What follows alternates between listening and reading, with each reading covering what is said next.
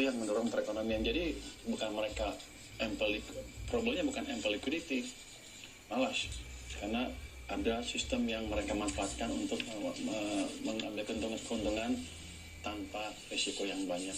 Baik. Itu kita kurangnya sedikit-sedikit. Baik, apakah Anda melihat mungkin ada risiko begitu dari kebijakan ini ke depannya, Pak Purwaya? Mungkin dari sisi NPL dan lain sebagainya begitu. Kalau NPL kan pasti ada.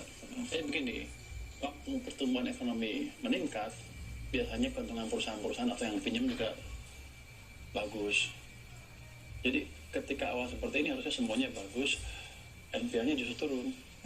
Dia akan mungkin marginnya lebih kecil karena bunga turun, tapi karena sistem perekonomian yang baik, perusahaan-perusahaannya profitability meningkat, dia akan cenderung mengecil NPL-nya. Seperti itulah di masa-masa ketika kita ekonomi tumbuh lebih cepat di masa lalu. Jadi Anda nggak usah takut, masa mau ngasih pinjam kredit lah. Tiba-tiba takut NPL-nya pasti ada, tapi selama jumlahnya terbatas, limited, nggak ada masalah. Tapi bukan berarti saya gelontorin uang mereka pinjamin ini NPL-nya naik secara signifikan, tidak. Apalagi kalau ekonominya betul-betul membaik karena saya kasih stimulus seperti ini ke perekonomian. Baik. Kemudian ada juga rencana ke depan begitu?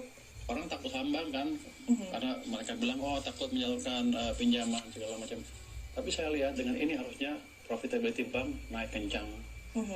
Margin mungkin turun sedikit, tapi volumenya makin besar. Jadi bank harusnya sesuatu yang menarik untuk diinvest kalau Anda suka berinvestasi. Baik. Kemarin sudah terlihat begitu kan di pergerakannya di market ya. Nah, kemudian ketika kita lihat juga kan Anda berencana Pak Purbaya begitu ya untuk kembali menarik dana di Bank Indonesia dengan batas maksimal yang tersisa hingga 100 triliun rupiah begitu. Nanti ini akan dialirkan kemana saja, disampaikan juga mungkin ada ke beberapa BPD begitu ya, update terbaru. Nah, ini kedepannya akan kemana saja begitu? Nggak ada target seperti itu sebetulnya. Anda dapat dari mana? Mungkin salah saya kelepasan ngomong ya.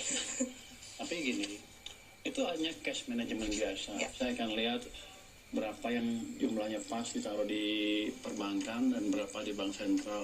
Tapi walaupun ditaruh di bank juga itu masih uang saya kan. Saya bisa pakai kapan aja kalau butuh, dan uangnya akan hilang di perbankan karena uang masuk ke bank lagi kan. Ada salah persepsi gini, kalau bank ngasih pinjaman maka uangnya di bank hilang. Enggak, begitu dia ngasih pinjaman, orang yang pinjam kan naruhnya di bank juga, akan muter di perbankan, jadi akan tercipta uang lebih banyak lagi. Itu yang disebut money multiplier. Jadi dengan saya kasih 200 harusnya akan berlipat-lipat nanti ke jumlah yang lebih besar lagi. Jadi yang tadi BPR, saya ngeliat juga kan katanya ada orang bilang ini ke daerah belum turun. Ya saya tanya ke BPR-nya, Anda butuh. Waktu di Jatim mereka bilang dia butuh untuk dipinjamkan ke bukan